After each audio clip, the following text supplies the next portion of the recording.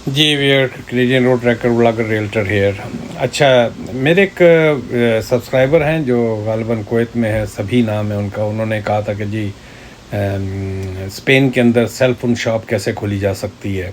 तो उसके लिए मैंने क्या नाम है, सॉरी स्पेन नहीं, पुर्तगाल।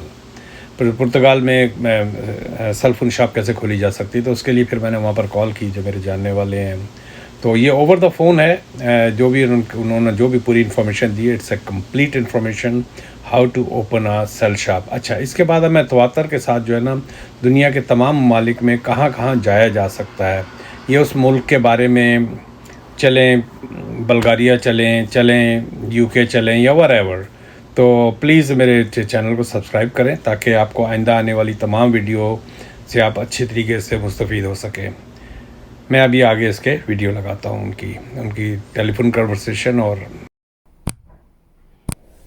जी, तो मैं मेरे साथ एक भाई है जिस वक्त पुर्तगाल में अपना क्या नाम है, उनकी सेल फोन की दुकान है। तो मेरे पास एक क्वेश्चन आया था भाई का कि भाई पुर्तगाल के अंदर अगर सेल फोन की दुकान खोली जाए तो उसमें कितना खर्चा होता है, पहला क्वेश्चन है।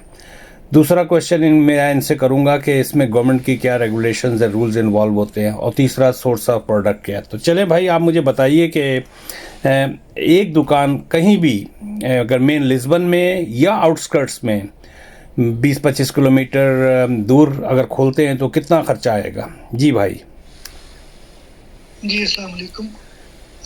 भाईजान, बात ये है कि लिस्बन के अंदर भी डिफरेंट लोकेशंस है। लिस्बन काफ़ी मतलब इन सिटी काफ़ी डिफरेंट लोकेशंस होती है। लाइक हम अगर रेंट्स की बात करते हैं तो रेंट समहाउ मोर और लेस 300 यूरो से स्टार्ट होता है लिस्बन के अंदर, और 1000 तक, 1200 तक जाता है। डिपेंड करता है ये लोकेशंस के ऊपर। ठीक है, बाकी ये होता है कि एक एवरेज शॉप, मैं एवरेज की बात करूंगा, मैं हाई फाई की भी बात नहीं करूंगा, लोएस्ट की भी बात नहीं करूंगा। एक एवरेज शॉप के ऊपर जो है ना आपका ऑलमोस्ट आपको 15,000 यूरो का टारगेट रख के चलना चाहिए। उसकी रीज़न ये है कि 15,000 यूरो में आप सारी बातें शॉप लेंगे, उसे सेटअप करेंगे और एवरेज सा, और उसके बाद उसके अंदर आप अपनी प्रोडक्ट डिस्प्ले करेंगे। तो इतना तकरीबन कम से कम आपका एवरेज शॉप के ऊपर एक्सपेंस आएगा। बाकी लोग इसे सस्ता भी करते हैं। ऊपर तो आप जितना मर्जी जा सके, ये मोबाइल फ़ोन है।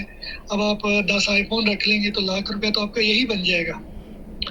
तो मतलब यही सारी सिचुएशन है इसके अंदर। मैं यहाँ कोई पर इतना बात थोड़ी सी खास काटूंगा जी जी भाई के, अगर क्या आप बता सकेंगे अगर ये दुकान जो शेल है, हम इसको यहाँ कनाडा में शेल कहते हैं, शेल से मुराद ये कि जी जी एम्प्टी शेल, उसके अंदर कुछ भी नहीं है।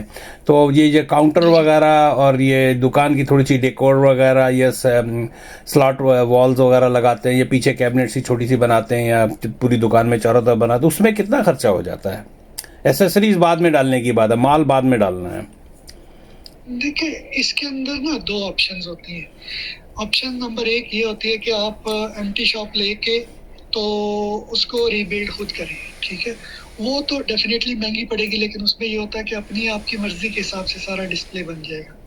सेकंड ऑप्शन ये होती है कि यहाँ पे लोग कुछ अपना चलता चलाता बिजनेस बेचते भी हैं। बिजनेस बेचने का मतलब ये है कि वो इंक्लूडिंग बिजनेस भी बेच देते हैं, प्रोडक्ट भी बेच देते हैं। तो अगर वहां से आप बाय करेंगे तो आपको कंपैरेटिवली सस्ता पड़ेगा। लेकिन अगर आप बिल्ड करेंगे शॉप, यानी आप ये कहते हैं कि जी 10 बाई 15 फीट की अगर आपने शॉप रेडी करनी है, उसके अंदर इंटीरियर करवाना है आपने, 10 बाई 15 से क्या तो मुराद ले रहे हैं आप? 15 फीट डीप और 10 फीट वाइड। यस, ऐसे ही है। अच्छा। ऑलमोस्ट आप ये कह लें कि 150 फीट स्क्वायर फीट को अगर आप रेनोवेट करते हैं तो यहाँ पे आप कह सकते हैं कि 4 से 5 हज़ार यूरो आपका एक्सपेंस आ जाएगा। ठीक। और माल डालना, और उसके माल बाद आप अपने उसके प्रोडक्ट पे ऊपर, जाएंगे। और माल डालने के जी, लिए। माल डालना, माल तो सर जितना मर्जी आपका, जितना आपका बजट है, जितना आप उसको अच्छा समझते हैं, वो एरिया के हिसाब से ये चीज़ें वेरी भी करती हैं। कुछ एरियाज के अंदर हल्की प्रोडक्ट बिकती है, कुछ में हल्की प्रोडक्ट बिल्कुल बिकती ही नहीं है। तो आप टेंटेटिव ये कह लें कि आप एक्सेसरीज के हवाले से अगर बात करें ना, तो आपको आसानी से 10,000 रखना चाहिए अपने पास कि जी मैं ये एक्सेसरीज डालूंगा। तो अच्छा 10,000 वो, 5,000 वो, उसके बाद आपने शॉप लेनी है, शॉप के रेंट्स तो ऐसे ही है, लेकिन इजीली मिल जाती है शॉप्स। इजीली से मुराद इतनी नहीं है कि आपको 15-20 दिन, महीना, 2 महीने अच्छा, प्लानिंग करनी पड़ती है, मैं फिर इसके आपको अंदर कहीं थोड़ा सा टारगेट काटूंगा एक्टिविटी आपको, करनी पड़ती इसमें थोड़ा सा काटूंगा है। जी आपको जी जी। बीच में। क्या लैंडलॉर्ड आसानी से एक नए इमिग्रेंट को दुकान दे देता है, या नए जो भी वर्क परमिट पे, या मुझे नहीं पता, एक आदमी आया है, वो कह रहा है कि जी मुझे दुकान बनानी, तो क्या पेपर उसको चाहिए होते हैं लैंडलॉर्ड को? सर बड़े इसमें आप श्योर शॉर्ट कुछ नहीं कह सकते। 80% लैंडलॉर्ड जो है ना, वो लीनियंसी शो करते हैं, ठीक है। तो वो तो इजीली सॉल्व हो जाते हैं, क्योंकि यहाँ पे एक पैटर्न चलता है कि जी आप एक लैंडलॉर्ड होता है, एक टेनेंट होता है, प्लस एक गारंटर होता है टेनेंट की तरफ से।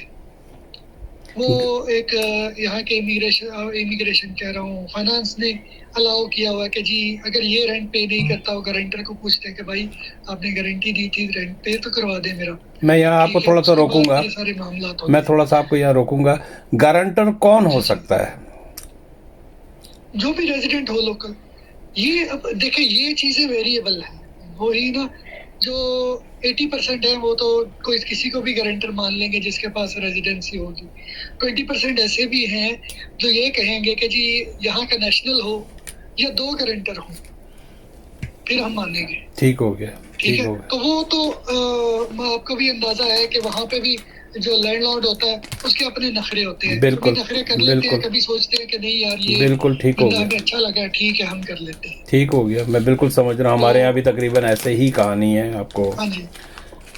लेकिन मोस्टली ये होता है कि जिन्होंने शॉप रेंट आउट करनी होती है, उनको सिर्फ ये गरज होती है कि भाई 1 से 5 तक अगर आपको रेंट का टाइम दिया हुआ ना, तो मुझे आपको कॉल करके ये ना पूछना पड़े कि भाई मेरा रेंट ट्रांसफर किया कि नहीं किया।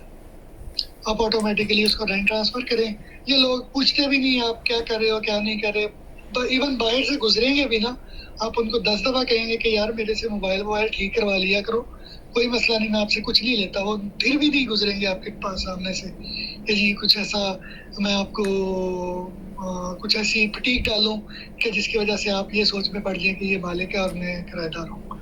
तो ये situation person to person actually vary करती है, लेकिन अच्छे लोग हैं ओवरऑल यहाँ पे। अच्छा, ये मेरा जो सेकंड क्वेश्चन है वो गवर्नमेंट रेगुलेशंस, इसके अंदर क्या इन्वॉल्व होती है? आपको किस तरह एक दुकान बना, हमारे यहाँ जिस तरह यहाँ पर पहले आप बिजनेस रजिस्टर कराते हैं, फिर नाम रजिस्टर कराते हैं, फिर आप लैंडलॉर्ड के पास जाते हैं, लेकिन उससे पहले आपको बिजनेस रजिस्टर कराना पड़ता है, कोई भी दुकान या मकान।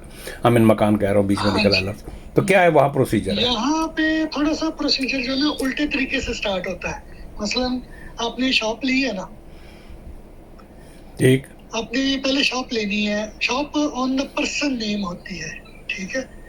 उसके बाद आप किसी को किसी अकाउंट्स वाले के पास जाएंगे जो अकाउंटेंट का काम करता है, या फाइनेंस के ऑफिस जाएंगे, उन्हें बोलेंगे कि जी मुझे मेरे पास ये शॉप है, ठीक है, और ये मेरा फाइनेंस नंबर है।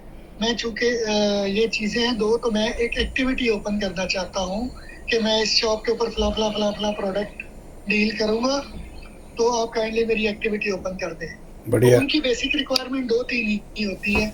एक उनको शॉप का कॉन्ट्रैक्ट चाहिए होता है, एक आपका फाइनेंस नंबर, और एक आपका पासपोर्ट, और चौथे नंबर पे बैंक अकाउंट का की डिटेल्स चाहिए होती है। 4 चीज़ें सिर्फ उनको चाहिए होती हैं, और वो फ्री ऑफ कॉस्ट आपको ये चीज़ें ओपन करके दे देते हैं। ठीक हो गया। तो अच्छा। उसके बाद आपको नाम रजिस्टर्ड करवाने की कोई ज़रूरत नहीं, जो आपका दिल करता है वो लिख लें। अलबत्ता जो बोर्ड्स होते हैं बाहर, जो लाइट्स वाले बोर्ड हैं, उनके लिए आपको लोकल म्यूनसिपैलिटी से कुछ अप्रूवल्स लेनी पड़ती है। तो आप ये दो विदाउट बातें लाइट्स बता के रहे बोर्ड लेते हैं, हैं, मैं उनमें बात कुछ काट नहीं रहा होगा। हूँ, मैं आपकी बात काट रहे हैं, आप ये दो बातें बता रहे हैं। ये जो आपने पहले बताया कि बिजनेस वगैरह खोलने के लिए ये फेडरली है, और ये म्यूनसिपैलिटी जो है ये लोकल सिटी के उस पे होता है।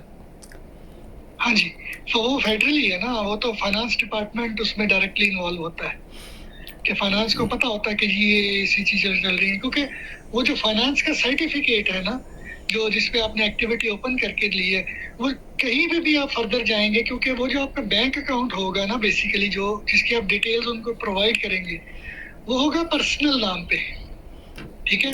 ठीक अब हो जब आप अल्टीमेटली बिजनेस में जाएंगे तो बैंक वालों को आप कहेंगे कि जी मेरा इसको कन्वर्ट करके बिजनेस अकाउंट बना दें, वो कहेंगे जी वो फाइनेंस की एक्टिविटी का पेपर लेके आए हमारे पास, अच्छा। फिर हम अब आपका अकाउंट ट्रांसफर करेंगे, फिर then you will be eligible to make transaction through teller machine और थ्रू ऑनलाइन पेमेंट्स और इशू द चेक्स और एंड ऑल दैट थिंग्स। अच्छा, इसका मतलब है कि अगर आपने ये फाइनेंस का नंबर ले लिया या आपने रजिस्टर करा लिया तो आप पोर्टो में जाते हैं तो वहाँ भी आप बिजनेस खोल सकते हैं। आप कहीं पे चले जाए, क्योंकि वो जो आपका फाइनेंस का नंबर है वही आपका सारा कुछ है ना। ठीक, मैं समझ गया बिल्कुल। हमारे यहाँ BN नंबर कहलाता है, बिजनेस रजिस्ट्रेशन नंबर होता है, बिल्कुल समझ गया। जब आपका वो बनेगा, क्या उसको कहते हैं, कॉन्ट्रैक्ट बनेगा, उसके ऊपर आपका नाम लिखा जाएगा, आइडेंटिफिकेशन नंबर में पासपोर्ट नंबर या रेजिडेंसी नंबर लिखा जाएगा और उसके साथ फाइनेंस नंबर भी लिखा जाएगा। लेकिन अभी आपकी रेजिडेंसी नहीं हुई है, अब ये तो आप बाद में कहानी फिर कर। पासपोर्ट, फिर पासपोर्ट। अच्छा, ठीक हो गया। आइडेंटिफिकेशन डॉक्यूमेंट आपका या पासपोर्ट है या रेजिडेंसी कार्ड है। ठीक हो गया, ठीक हो गया।